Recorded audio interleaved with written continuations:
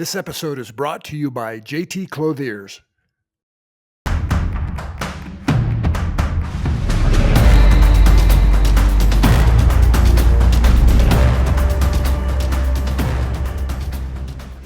Hi, I'm Chad Hennings, and this is Forces of Character podcast. My guest today, I've been looking forward to having this gentleman on for quite a while.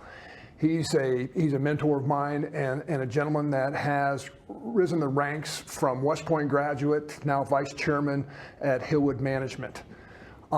Darcy, thank you so much for coming on here, and I appreciate you taking the time. It means a lot. Well, thank you. It's an honor to be here. Appreciate it. Well, hey, like all of our guests, let's start off let's talk about your upbringing, kind of early influences, your mentors, and those things early in your life. First of all, where'd you grow up? Well, I predominantly grew up in Kansas. My dad was an electrical engineer, and his profession took him to different locations around the country. We lived in Kansas, Washington, D.C., Florida, Colorado, Montana. And then when I was 6 years old, both of my parents grew up in Kansas on wheat farms, and they wanted to get back home closer to their parents, my grandparents, who were still actively farming wheat in small towns in Kansas. And so we made the move, and my growing up years were grade school, junior high, and high school in a town called Salina, Kansas, right in the middle part of the state. Yeah, former Air Force Base there, yeah. Smoky Hill Air Force Base, or Schilling Air Force Base. And I had a great upbringing, small town to high school town, very loving family. And I was so lucky to be close to my grandparents. Both were still active in farming. And during junior high and high school, I would work my summers on my grandparents' wheat farm. And back then, you could get a tractor's license when you were 14.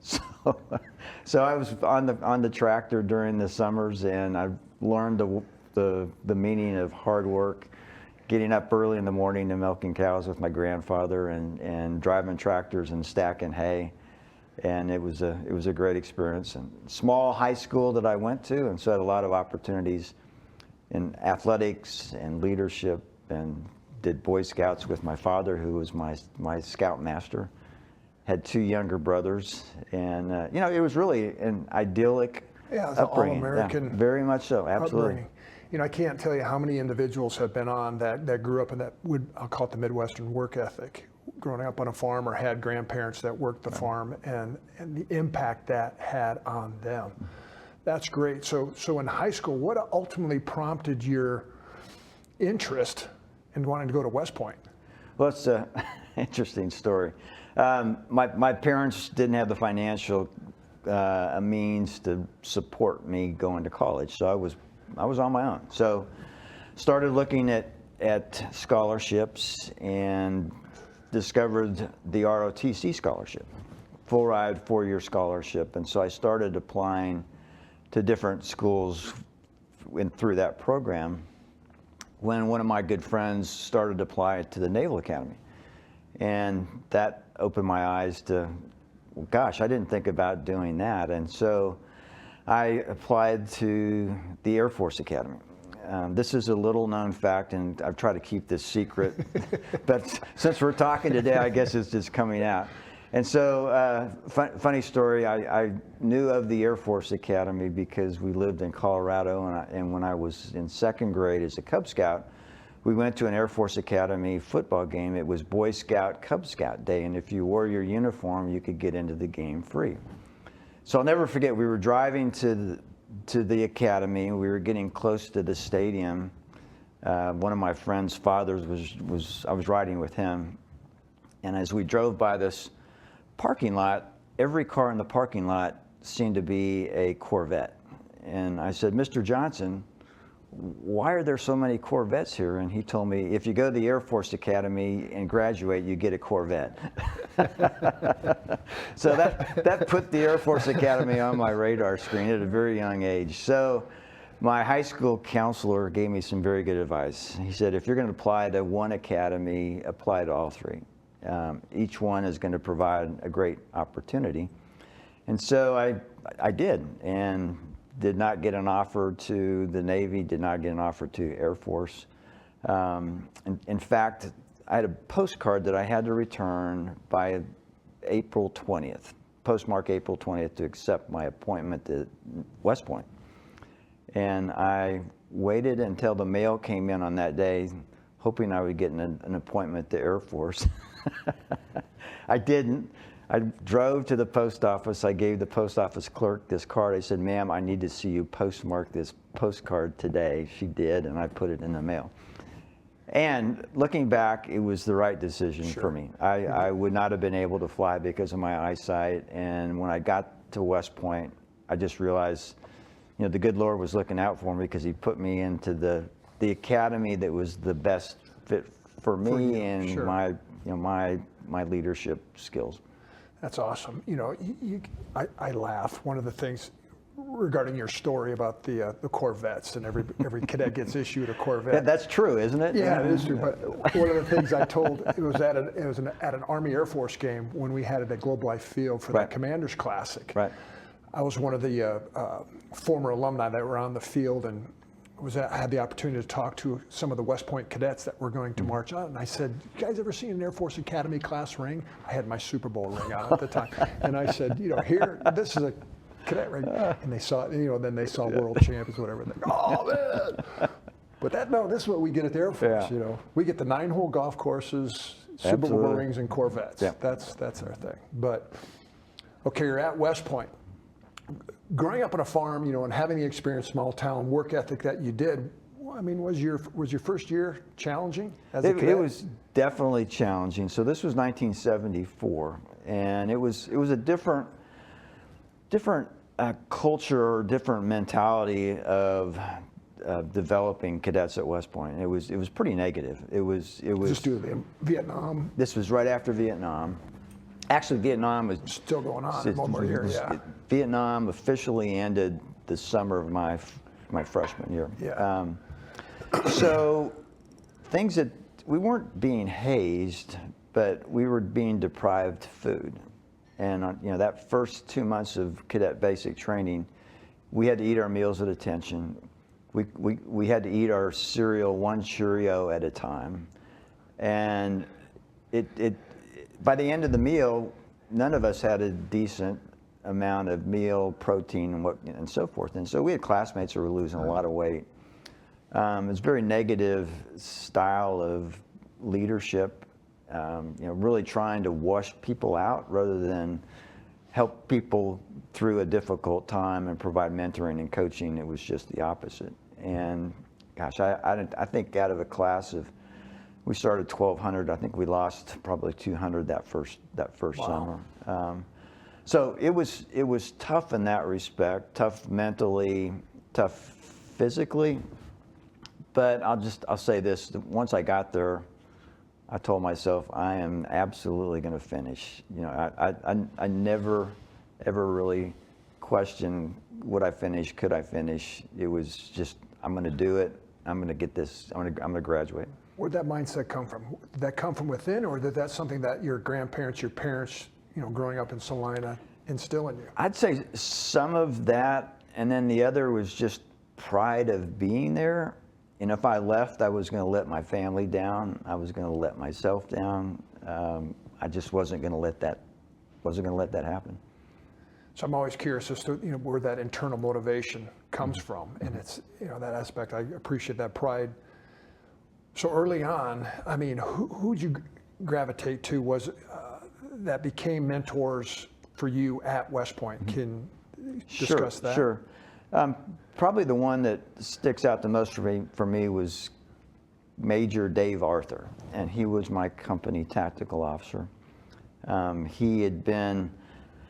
He's a West Point graduate, class of '66, and he and his class saw some of the most difficult fighting in Vietnam. He was a distinguished combat veteran, highly decorated, but just a really good person. And you know, as you probably experienced at the academy, you had some faculty and company officers that could provide a negative style of leadership, or you'd be fearful of them. And Captain Arthur, Major Arthur, was the type of guy that would come to the barracks at night. He would take off his jacket, he would loosen his tie, and he'd walk around and come in our bedroom, our barracks room, and sit on the bed and look us in the eye and say, "How are you guys doing?" And it was a style of leadership. It was a mentor style of leadership. It was a servant leader style of leadership that, you know, completely had a huge impression on me. Do you find that those individuals that had that combat experience knew the importance of that style of leadership versus, you know, degrading someone because they knew that we had to elevate everybody because it took us all to absolutely. get through it? I mean, it starts with the classic saying, take care of the troops. And if you take care of the troops are going to take care of the mission and take care of you. And I think he was doing that partially because it was his nature and his leadership style, and he wasn't there doing that because he thought this is the right thing for me to do. He was doing it because it was just his approach to leadership. Sure. You know, I look back on my Air Force Academy experience too. The individuals that I gravitated, we didn't have individuals at we call it our AOC, Air Officer Commanding ranks, those captains and majors that had combat time in the Air Force. But we had sponsors outside, the retired colonels, the generals, et cetera, that flew in Korea, Vietnam, and those are the individuals that, my peers and I gravitated to because we wanted to hear those stories of what it was like. Right. Because I think innate within all of us, particularly those individuals that go to a service academy, you want to know what it's like, and do I have, quote unquote, using an Air Force verbiage, the right stuff to go through. And I was there, of course, at the end, as you said, at the end of the Vietnam War, and so just about every one of my classroom instructors were Vietnam veterans, and almost everyone had a story. It could be German class, but they would somehow talk about their experiences or bring leadership in combat into the classroom. And of course, we were like sponges trying to absorb it, getting ready for commission. The other officer that was very impressive or was very impactful was a great name, Jefferson Davis. Jeff Davis, and he was the brigade operations officer. So he took care of he was the major in charge of cadet parades and all cadet activities. In my senior year, I was the brigade operations officer. So my entire senior year, I had that difficult job of running the Corps of Cadets from an operations standpoint. I worked very closely with Major Davis. He was just a great mentor. I learned so much, looking how I've applied that to my business career, of organizing and managing complex operations, and getting 4,000 cadets on buses to the Army-Navy football game and doing the march on, and on numerous occasions I probably wasn't the most popular guy because I was the one saying we got to do this one more time because we didn't do it well last time. But anyway, it was a great experience, and Major Davis was a big impression, made a big impression. So you had early experience on herding cats, is what you're Absolutely, saying. Yeah. So when you're getting ready to graduate from West Point, where did the majority of the cadets want to go? What field or MOS did they want to get into active duty wise, and what eventually did you gravitate towards? That's a great question. So as you know, the Academy has a certain number of allocated slots for the different branches. My year, there were 100 that could go Corps of Engineers, and let's just say 300 that could go infantry, and 400 or 200 that would go artillery, so forth. And then you select your branch based on your class rank. And from the day you get to West Point, you're tracking where you are, because that's going to have an impact in December when you choose your branch. Now, West Point was founded in 1802. Thomas Jefferson was the president at the time.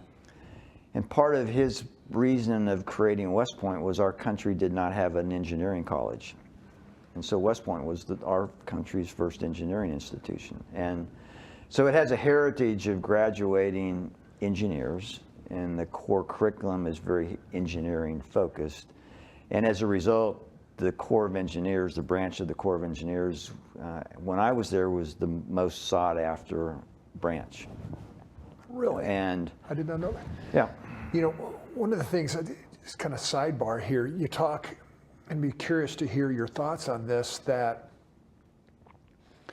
you had mentioned first day you get there, you're looking at class rank, where you're stacked, rack and stack. So there's that competition. absolutely. Individually, but you know, compare that to the aspect of you're on a team.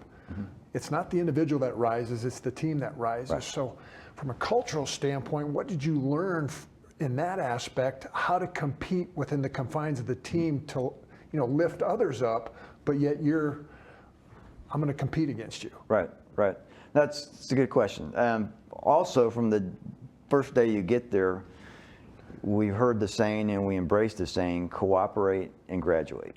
And you know, really what that means is be a teammate, help your classmates, grip arms, pull each other through, and you're going to make it. So the culture was teamwork, teamwork, teamwork, but yet there was this competitive component to it. I'd have to say that the competitiveness of where you were in your class rank, you kind of lost sight of that. It was all about helping my company mates, or if someone needs some academic tutoring, which I did from time to time, helping classmates. It wasn't. I didn't have a single thought of, gosh, if I help these guys, maybe they're going to go up in the class and get ahead of me. That just never crossed my mind. Now, was that another trait that you got from your parents, your grandparents, that aspect of servant leadership, of lifting up others, self, or is that something that you picked up at West Point? No, absolutely. That's just the way I was raised, and it was, you know, very much a Christian philosophy of helping people, putting others first, always treating people with respect, and it's just the way I was raised. You know, ethnic diversity and all of that that just didn't resonate with me. We're all one people, and we're all together. And so you get in the Corps of Engineers. Tell me that experience. Again, individuals, mentors. You know, one of the things, you know, at the Air Force Academy is always our experience that at the Academy, this is not the real Air Force. This is not the. No, you'll learn about what it's like when you get out. Did you have a comparable experience? Absolutely, absolutely. I was number 70 out of 100 in the Corps of Engineers. So your first thing you do is you choose your branch in December, which I was lucky to get the Corps of Engineers. Then in February, you choose your first assignment based on your ranking with Net 100. And I was somewhere like 70 out of 100. So when the time came for me to choose my first assignment, you know, Hawaii was already picked, Colorado Springs was selected, and I had choices to go to like Fort Hood, Texas, Korea, Fort Polk, Germany, or Fort Riley, Kansas. And I thought, you know, it might be nice to get back close to home. Fort Riley's an hour from my hometown. So I selected that and ended up getting in a combat engineer unit, the 1st Engineers, one of the oldest engineer battalions in the Army. Captain Lee, during his early days before the Civil War, was one of the company commanders in this engineer battalion. So a lot of deep history, sure, all the way through World War II and Vietnam.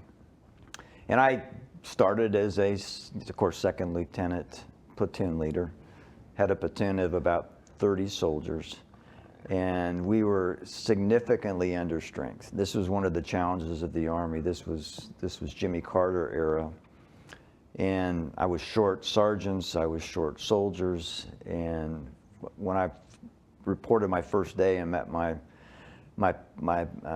platoon sergeant, he was supposed to be a E7 sergeant, E7 class. He was an E5, and you know, grossly underqualified for the job. And I'll never forget, after that first day on the job, driving back to my apartment thinking, I'm not at West Point anymore.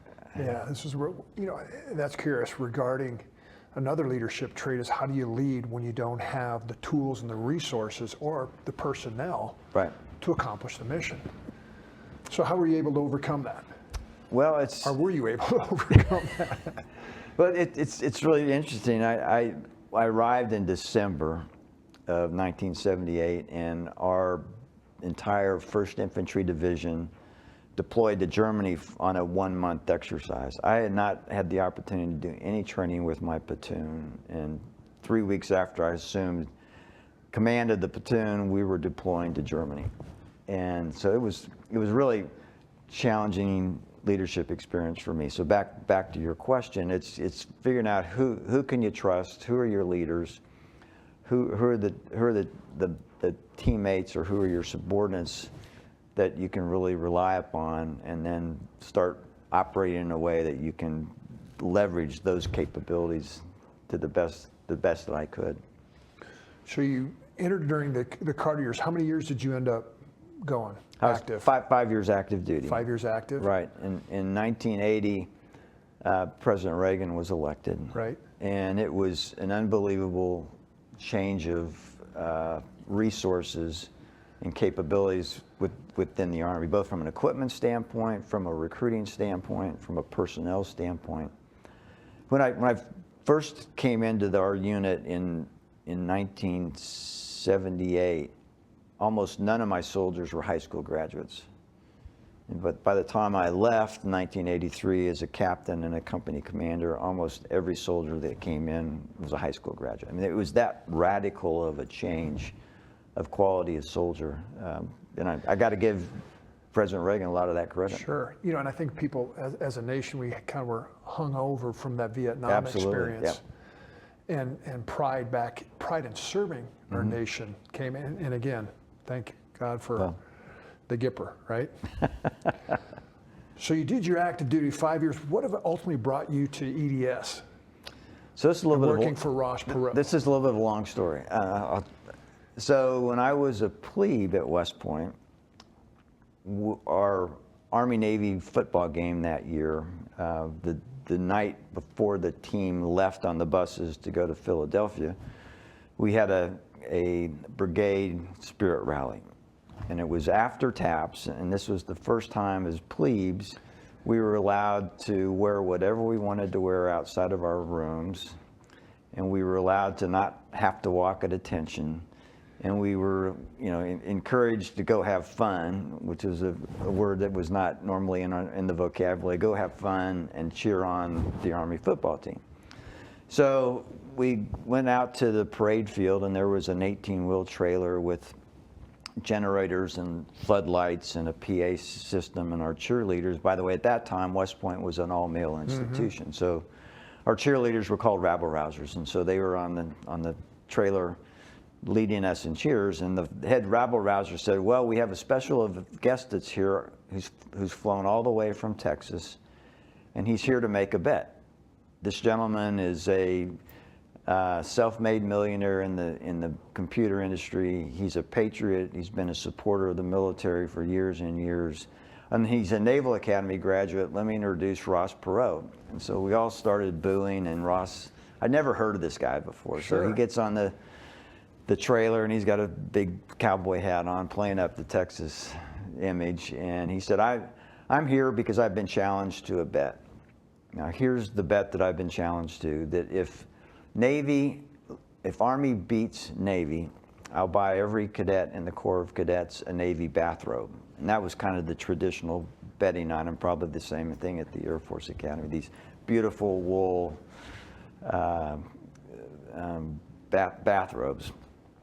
But he said, if Navy beats Army, then I will require every cadet in the Corps of Cadets to commit to 8 hours of community service projects here in the greater West Point, New York area.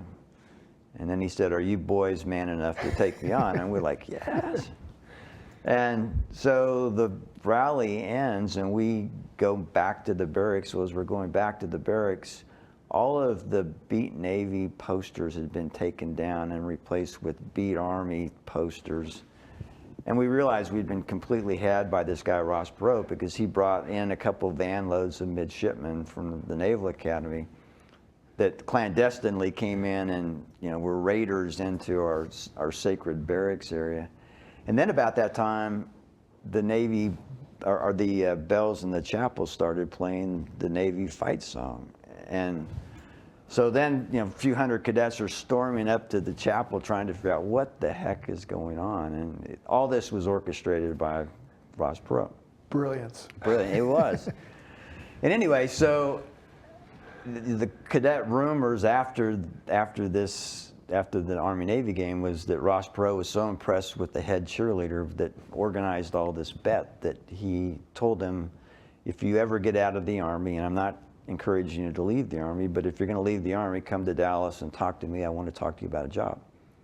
So that little seed was planted in the back of my head as far back as when I was a freshman at West Point. And so, to answer your question, my 5-year commitment is coming to an end. I'm starting to think about where I might go to work, and I sent Ross Perot a letter, and a letter with my resume, and I pretty much said, I have great respect for you as a leader, I have great respect for your company.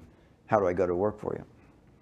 And I thought that was a Hail Mary pass. Sure. What's the chance that he's going to even read my letter? Well, 1 week later, I'm in my office. I'm a company commander still. I get a phone call, and this guy on the other end of the line said, I'm a recruiter from the headquarters of Electronic Data Systems in Dallas, and Ross Perot got your resume, read your letter, and he asked me to give you a call. It's like, wow, it worked.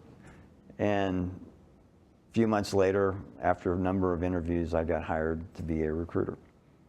And didn't really aspire to be a recruiter from a career standpoint, but I thought, well, if I can get my foot in the door, I can hopefully prove myself and get into the business of the business rather than the recruiting side of the business. We'll get into the man Ross Perot here too, because I've heard similar stories from our mutual friend Right. Matt Bird on some of the pranks that Ross did with him, and genius. And Matt has much respect for the old man. Oh, right? yes, I do too, absolutely. But now you're EDS. Kind of talk about your growth inside the company, as you said. Just you got your foot in the door. Ultimately, how did you, progress from EDS, ultimately through Perot, Hillwood, to where you're at today? Sure. And by the way, when I went to work for EDS, I took a pay cut from being a captain in the Army. And that we didn't make much money, but Sure. that was kind of the Perot EDS philosophy was, and I didn't realize it at the time, but it's lower salaries, higher bonuses, and you would Performance? get completely performance based. But anyway, I took a big plunge and took a risk and moved to Dallas, and so I was a recruiter for about 6 months, and then my boss, who was managing this headquarters recruiting group, moved on. I was asked to take on her role, and then I took on another bigger management job. So over the course of about 3 years, I was lucky to have 3 different promotions. In my last job in recruiting, I was running our college recruiting, or what we call developmental recruiting. EDS had these very robust training programs. It was unbelievable, how much the resources they committed to formal training new employees. And we were hiring 3,000 people a year. This was after the General Motors acquisition of EDS, and our team had 100 recruiters, 20 in each of 5 different regions. So for a pretty young business manager, it was a great job, and it was a lot of fun doing that. So Mr. Perot, of course, sold EDS to General Motors. General Motors bought EDS as a means of improving the culture within their technical side of the car manufacturing business. Roger Smith was the chairman at the time, and it was very visionary of him. He got frustrated. He said, I can't change this culture in our technology part of the business. Let's go buy Ross Perot's company. Let's have EDS become part of General Motors, and let's put Ross Perot in charge of helping change this culture. And so Ross Perot was an all-stock transaction. So Ross Perot became the largest shareholder of General Motors because of this transaction, which gave him a seat on the board. And so he became a very active General Motors board member. He would go out to dealerships on the weekend, talk to owners of dealerships. How can we at General Motors do a better job to support you? He'd go into the maintenance shops and talk to the maintenance managers. And then he did the forbidden. Ross Perot went onto the factory floor and started talking to the union factory workers, who loved it. Never before had a board member from General Motors come down onto the factory floor. Well, that's just not what board members do. But Ross was there meeting with these guys on their lunch break with his legal pad, taking notes of how things could be improved within the factory. And then Mr. Perot would go to the board meetings and ask to give a report to the board and about, here are the great things we could do to make better cars and be a better company. And Roger Smith, the chairman, just kind of got tired of Ross doing this. And eventually Roger Smith convinced the General Motors board to buy out Ross Perot, paying him a premium on the value of his stock and get him off the board. And so almost $1 billion cost to General Motors to buy out his stock. And because they were paying a premium on the price of the stock, Mr. Perot said, this is crazy. So this is early December, 1986, I believe. He held a press conference early December and said, this press conference is being directed at the shareholders at General Motors. I just want you to know what your board of directors just did. They are paying a premium on my stock so that I will leave the board. And I just think this is not in the best interest for the shareholders of the company. Now I'm going to put in escrow my almost $1 million check until December 31st. I will not cash this check, and I will give you, the shareholders, the opportunity to voice your concerns to your board members, and perhaps they'll change their mind and not go forward with this transaction. And nothing happened. December 31st, he cashed the check.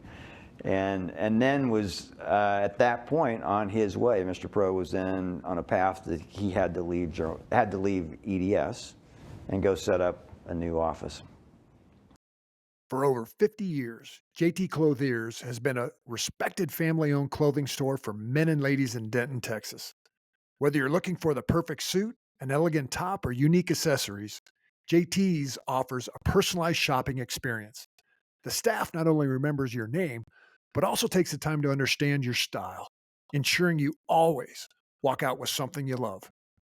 JT Clothiers carries world-class brands from around the globe, bringing you the best in fashion from far and wide. Whether you're shopping for work, play, or something in between, they got you covered.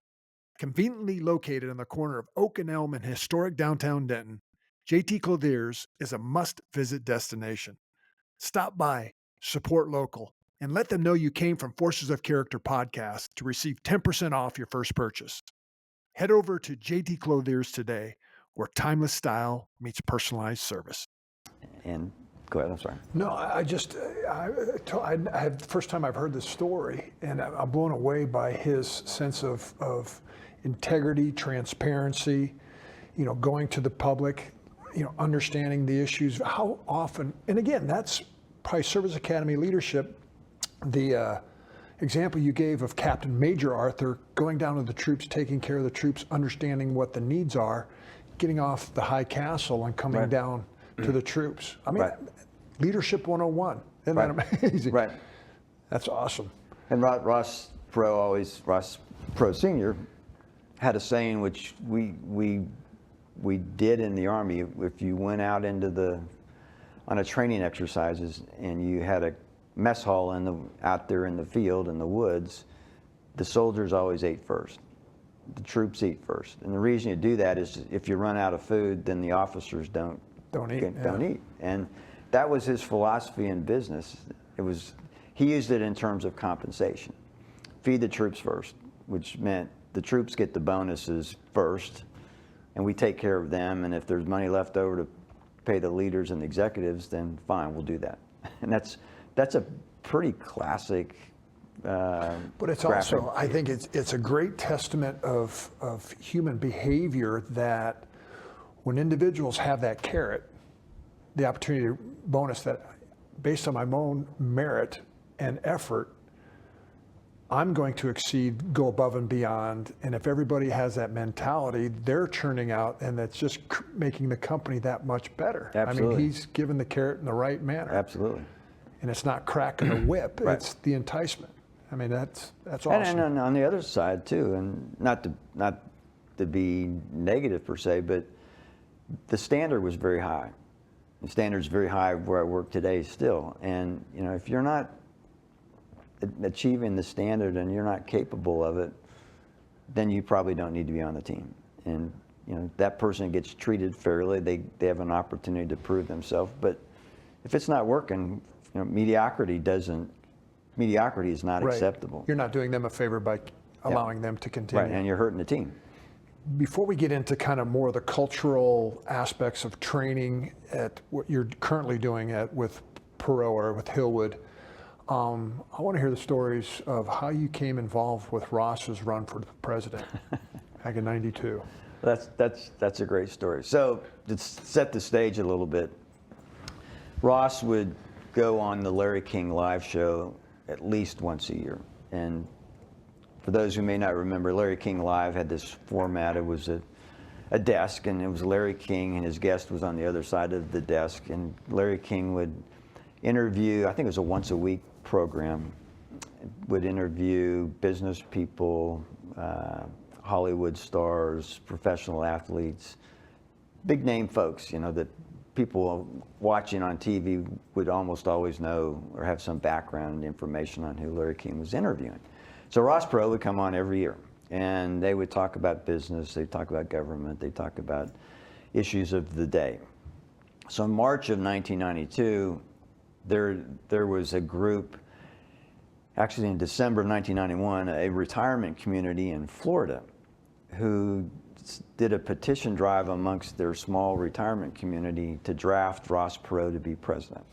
And this was like one day in the news, you know, it was a small little article in the newspaper, and it came and went. So 3 months later, Larry King reflects on the retirement community and said, Ross, this retirement community, I think they have it right. You should run for president. Would you ever consider running for president? He said, you've got the leadership, you've got the character. Our country needs someone like you.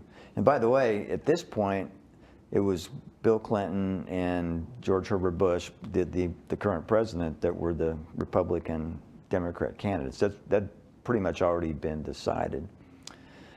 So Mr. Perot said, absolutely not, because I would not be a good president, have no interest in doing it. Next question. And so later, Larry King brings up the question in the show, got the same answer. So at the end of this 1 hour segment, in the 5-minute wrap up, Larry King goes, Ross, there's got to be a way that you would consider running for president. And Mr. Perot kind of paused and said, well, I guess if citizens across the country, in all 50 states, did a petition drive, and I'm not saying go out and pay people to get petitions, but if they're on street corners working hard, putting sweat equity into this process, and I get on the ballot in all 50 states, I guess I'd have no choice but to be their presidential candidate. And I will never forget, I was at home on a Friday night with my wife watching this, and the blood drained out of my face when I heard him say that, because I never ever heard Mr. Perot open the door, and he completely opened the door. And I just had this premonition that there were things ahead for me. So the next day, our office in North Dallas, back in sort of the old days, we had 2 telephone operators. And we had a main number, and most of the phone calls would come into the main number, and then the operator would transfer the call to Darcy Anderson or whoever. That main number switchboard absolutely lit up. And those 2 ladies, they would answer the phone, they'd take a message. This is Bob Campbell in California.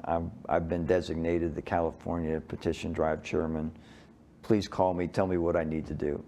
They'd hang up the phone would ring. And this went on for about 10 days. And Mr. Perot kind of discounted, is this for real, or is this just, a unusual occurrence? So after 10 days, he pulled 5 of us in from the company and said, I think this is for real, but I'm not sure. And so we need to kind of figure out, is this really going to happen? And so he asked me and 4 other Hillwood colleagues, 3 other Hillwood colleagues, to help out. Now the petition process in the United States is very interesting. Every state has their own requirements and their own window of petitioning. The first state in the schedule is Tennessee, and that started in March. And the last state in the cycle is Arizona, which ends in September. So from March to September, every state was going through their own process. And each state had different requirements. Tennessee, you only needed 200 signatures to put someone on the ballot. And in Texas, I think it was 54,000 signatures. And by the way, you couldn't sign the petition if you had voted in the presidential primary, which had just happened. And in Texas, every petition form, 10 signatures, that had to be notarized by a notary. It was a very difficult process. Whereas in Tennessee, it was easy. In fact, 2 weeks after Mr. Perot had been on Larry King Live, one of Ross Perot Jr.'s fraternity brothers from Vanderbilt called Mr. Perot and said, Mr. Perot, you are on the ballot in Tennessee. And Mr. Perot said, how'd that happen? He said, well, I got some of my fraternity brothers together. We went out on a Saturday afternoon. We got 200 signatures, and the Secretary of State has accepted them, so you're officially on the ballot. But Texas was the real challenge. And so we said, this is our test case, and we'll determine if this is for real or not. So I took San Antonio and Austin. Those are my 2 cities, and I had a spreadsheet of the people who'd called in from those different towns. I called each one of them, set up 2 meetings, and went down to visit with them. And my role was not to go out and get signatures. My role was to support these volunteers. Mr. Perot was very concerned. He said, if they're going to go do all this hard work and put all this effort into getting petition signatures, the best thing we can do is make sure we're helping them know what the process is and that they're doing it right. And when they turn in 54,000 signatures in Texas, they're valid and they're going to get accepted by the Secretary of State. So that became my role, as working with the volunteers as kind of a liaison back to the headquarters. And I'll never forget, we've been doing this now for about 2 weeks in Texas. And it was a Monday morning. I was in Austin. I called into our mailroom manager and I said, how are we doing on the petition forms coming in? And he goes, well, I think we've got maybe 2,000 signatures. This is after 2 weeks. And I thought, this isn't going to happen. This is, people talking big, but not really going out and doing the work. A couple days later, I called back and said, how's it looking? He goes, we're up to 10,000. And it was like exponential. And within another 10 days, we were up over 150,000 signatures. Wow. Wow, wow, wow. So I'm sorry, I'm not sure I answered your question, but that's how I got involved. And that was my role, my primary role through the course of the petition drive. And I was working with the 17 Western states and coordinating with the volunteer leadership and just trying to help them wherever I could. So that's a long ways away from being a recruiter from EDS to now helping with. What a broad breadth of experience that you've had within the Perot family companies. Another interesting Ross Perot story is when we started to build the team that was going to become the campaign. I had to go hire 10 or 15 people, and he said, Darcy, I'd like you to go out and try to find combat veterans. This is after Desert Storm. He goes, I want you to go find tigers, find men and women who've been out there, who are in combat, who really know leadership, that are ready for their next challenge. And I put the word out through my service academy network and ended up hiring, I want to say 10 of my team were former military officers, That's one of the things I've noticed, in my company, when we would hire new hires, we would specifically look for prior athletes or prior military because they have that innate characteristic, as we mentioned before, compete within the confines of a team, elevate the team, but they're performers. Companies, which you just aligned there, I've noticed a lot of service academy graduates, a lot of prior military individuals. Do you intentionally seek to hire those types of individuals or with those backgrounds? Absolutely, but not singularly so. I mean, we love that background. Is it because of the culture aspects that you're trying to maintain? Yes, and just the success that we've had over the legacy of the company. When Ross Perot Sr. was starting EDS, his first company, Electronic Data Systems, he in the late '60s hired many former military, both enlisted and officers that were coming out of the Army, out of the service from the Vietnam experience. And he created a training program that leveraged that skill set. Well, those men and women that were recruited into that program that had the military experience, they were the ones that most rapidly moved into positions of leadership. And it was pretty amazing when you look at the top deck, the leadership team of EDS, I want to say 90% of those men and women had military experience of some sort. And that just didn't happen. It was those characteristics and the leadership experience and tenacity and hard work that caused them to rise to the top. And that was Mr. Perot's approach, and that philosophy and that success is carried on and still carries on into what we do today. So that his initial training program 40 plus years ago, is that the truths of that still prevail within the companies and the recruiting and the training to impact culture, what you do today? Right, absolutely. Now we don't have as formal of a training program. The program Mr. Perot put in place was pretty amazing. It was called the Systems Engineering Development Program. And it would take someone who has no IT experience, but has passed some entrance exams that showed that they had the aptitude to learn coding, to become a programmer and become what we used to call a systems engineer. Today we'd call them a IT specialist. It was a 9-month program. It started with 4 weeks in class. It was a very intensive program that they washed out people that couldn't make the cut. But after you finish that 4 weeks of classroom training, then you did three-month rotations, and then ultimately got your assignment.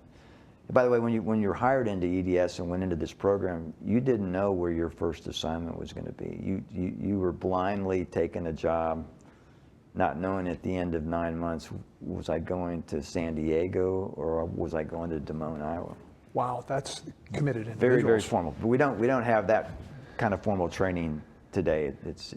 Well, what do you do just to transition, today, because in essence, you're working on the third generation from Ross, Ross Sr., and then, Ross Jr., Ross Jr., and then this third generation. And it's very difficult for companies in transition, subsequent generations, to maintain that sense of excellence. And, all pro companies have a great reputation for being entities of excellence that exude excellence. How do you maintain that culture-wise? Well, it starts at the top, and Ross's father was a great role model and was a great communicator and adamant about the high performance culture expectation of EDS and then on into Perot Systems. Ross Jr. is equally similar to his father in that passion and that quest for quality, keeping the bar high, always exceeding the expectations of the customer, taking care of the troops. And so Ross Jr. is the evangelist, leader, and supporter of our culture, builder of our culture, and having that strong leader in place is hugely important. And Ross's son Hill, who's now in the company, is a great businessman, also has those great traits. By the way, was an Air Force F-16 pilot. Yep. Ross Jr. was a Air Force F-4 pilot. And of course, his dad went to Naval Academy. So there's a family legacy of what I would call leadership, military leadership learning, and how do you apply that basic kind of leadership into the business, into the private sector. So it starts at the top with Ross Jr. and then everybody in the company is empowered and encouraged to keep this culture strong.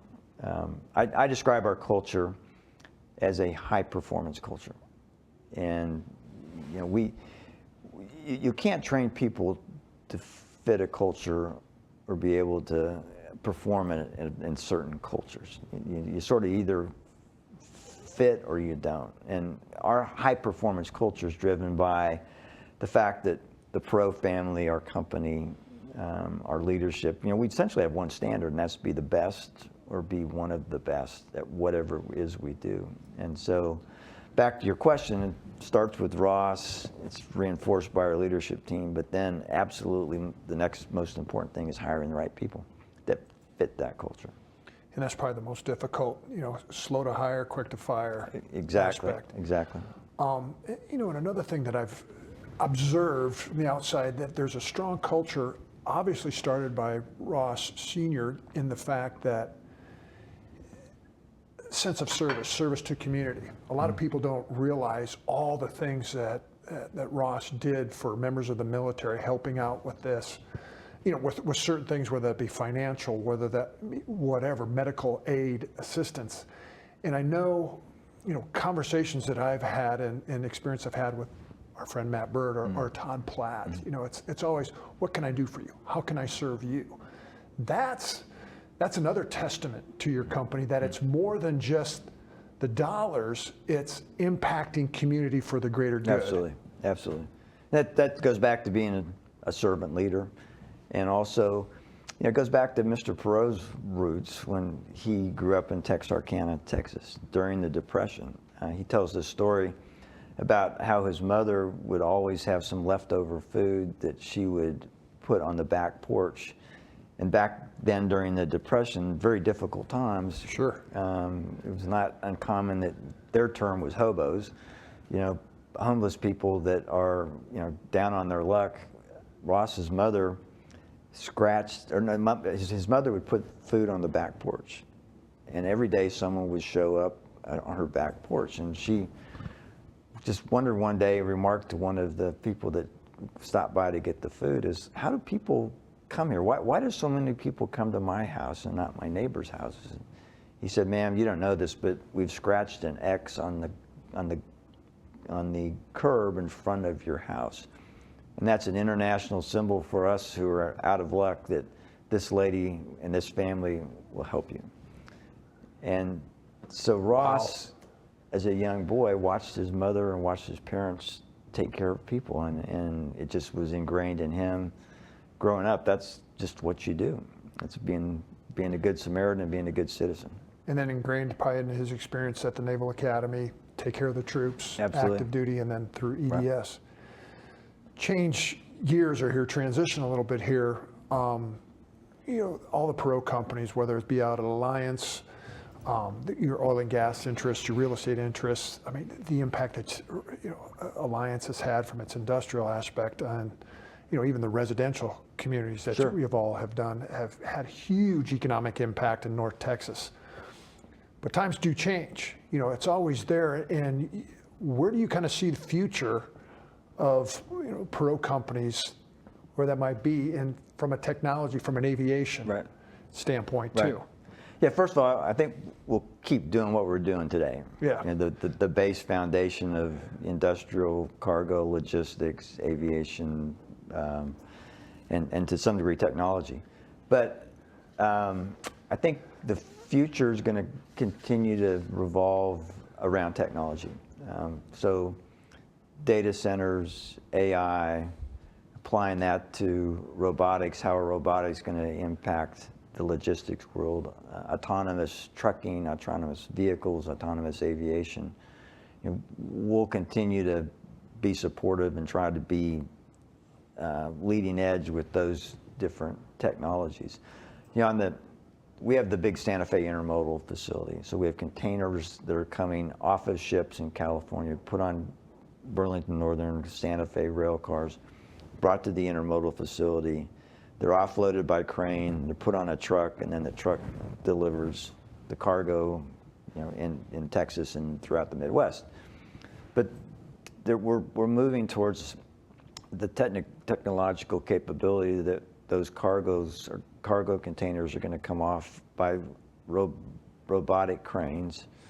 They'll be put onto a trailer, which will then be picked up by an autonomous truck that will drive out of the intermodal facility and either go directly to the destination or go to another point where it's connected to another truck and moved into an area within Alliance.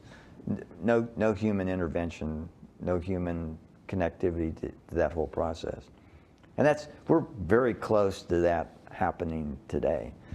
So back to your question, more of the same of that, how do you apply that to the processes of today? And then what are the unknown technologies that we don't know. So it's kind of an interesting story. When we did a master plan of Alliance Airport in 1988, we did this conceptual plan of where there might be aviation maintenance facilities and where there would be FBO facilities and where there would be office buildings and maybe some retail and maybe some warehouses and so forth. Nowhere in the master plan was a data center. And by the way, the internet didn't exist. So from 1988, the internet is invented, the data world takes off, the need for data centers becomes exponential. That's being compounded by artificial intelligence, which, by the way, didn't exist really 10 years ago.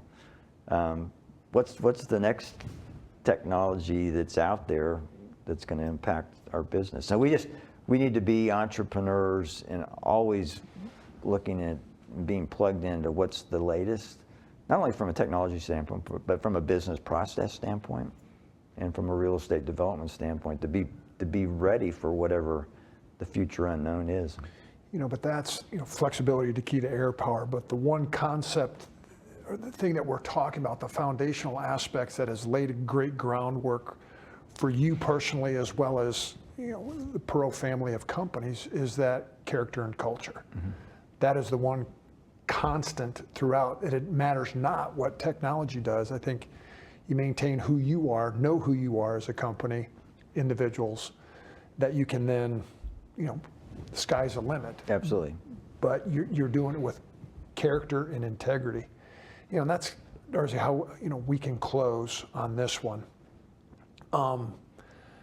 I kind of throw out a question to a lot of my guests regarding identity. And I define identity as that filter that you pass your thoughts, your words, and your experiences through that provide, that meaning and impact.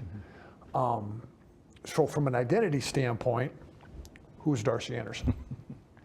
Good question. I would say husband, father, grandfather, son, brother, Christian, patriot, focused on doing the right thing for my family, helping our country be a great country, and always, whatever I do in my life, try to do it at a very high standard. And that's in the business side, that's on the volunteer side. My quest would be in life that people would look back and say, Darcy was a guy that could get things done. He would exceed expectations. He was fun to work with. He was an inspirational leader, and he was a good person. That's awesome. It's truly I would say servant leader. That is a great description of you.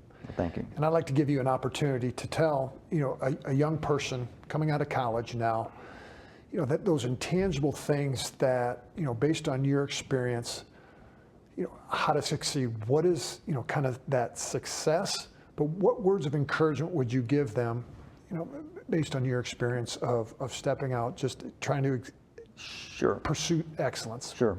What words of encouragement would you give? And it's interesting you asked the question because I interviewed a person this morning. And by the way, I'm still very involved in our interview process.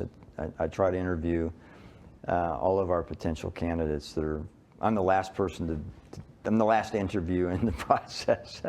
And I met with a young person today that's an accountant, and they said, how can I be successful? And so what I said was, first of all, approach your job as though you're not going to be trained. It's up to you to learn the job. So come into your job with a quest to learn more, ask questions, be proactive in your learning, and then be recognized quickly as someone who doesn't just get the job done, but someone who exceeds expectations. And as you get comfortable in your role, reach out and start to volunteer to help your teammates. Be a great team member. Help your teammates, volunteer to help your leaders, and over time, more gets put on your plate, more gets put on your plate. One day you get tapped on the shoulder and you get a bigger plate, or you get a promotion. And be there to be a great teammate, and by volunteering and doing more and learning about the company, the more you learn about the company, the more opportunities you're going to see. Begin to chart your course on what is it that you want to do. Where do you want to go? And work with your leadership team to say, can I get there? What do I need to do to get there? How can I do better in my job? And it's a continual quest to raise the bar, be a great teammate, always be looking at how do I learn new things, and how can I be successful? Excellent. Great final words. Darcy, thank you so much. Thank you for joining me. Man, great to be here. And it's awesome. And so it's much awesome. Enjoy talking with you, and thank you. have such great respect for you and what you do. So thank you. Thank you. And I hope you enjoyed this episode. If you like what we're doing here, please follow us on social media to learn more about what we're trying to accomplish with Forces of Character podcast. Go to my website, chadhennings.com. But above all and all else, go out and be a force of character today. Thank you. Take care. God bless.